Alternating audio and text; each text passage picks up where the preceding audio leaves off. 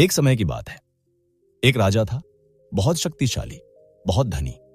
उसके महल सोने चांदी से चमकते थे। उसके पास अपार सेना थी और उसका नाम दूर दूर तक सम्मान से लिया जाता था। फिर भी उसके दिल में एक अजीब सा खालीपन था। रात को वह करवटें बदलता रहता। नींद उसकी आंखों से कोसों दूर रहती। मन में हमेशा कोई न कोई बोझ दबा रहता, जिसका कारण वह खुद भी नहीं समझ पाता। एक दिन थक हार कर राजा एक प्रसिद्ध संत के आश्रम पहुंचा। वहां सब कुछ शांत था। पेड़ों की सरसराहट, पक्षियों की चहचहाहट और संत का स्थिर शांत चेहरा। राजा ने उनके चरणों में गिरकर कहा, महात्मा, मैंने संसार की हर चीज पाली है, लेकिन शांति नहीं मिली। मेरा मन बहुत भारी रहता है।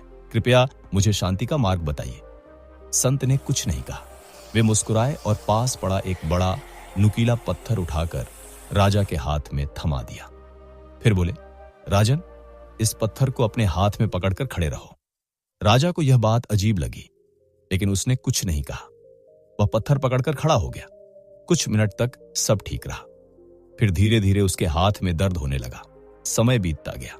हाथ कांपने लगा, नसें तन गईं, पसीना बहने लगा। 1 घंटे के भीतर राजा असहनीय पीड़ा से कराहा उठा। वह व्याकुल होकर बोला, महात्मा, अब मुझसे ये पत्थर नहीं पकड़ा जा रहा, मेरा हाथ टूट जाएगा। तब संत ने बहुत शांत स्वर में कहा, तो फिर इसे छोड़ क्यों नहीं देते? राजा ने तुरंत पत्थर जमीन पर गिरा दिया। उसके हाथ हल्के हो गए। उसने एक गहरी सांस ली और पहली बार उसे अपने भीतर सुकून का अनुभव हुआ। संत ने कहा, राजन, यही हाल तुम्हारी चिंताओं का है। जब तुम उन्हें थोड़ी देर पकड़ते हो तो वे बोझ नहीं लगती।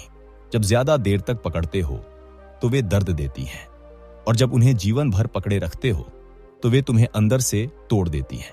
राजा समझ गया। उसने जाना कि उसका दुख बाहरी नहीं, बल्कि उन विचारों का बोझ था जिन्हें वह छोड़ना ही नहीं चाहता था। बीता हुआ कल, आने वाले कल की चिंता और मन में भरी हुई नकारात्मकता। उस दिन राजा खाली हाथ आश्रम से लौटा, लेकिन उसका मन पहले से कहीं अधिक भरा हुआ था, शांति से। उसने सीख लिया था कि कभी कभी आगे बढ़ने के लिए कुछ नया पकड़ने से पहले पुराने बोझ को छोड़ देना ही सबसे जरूरी होता है।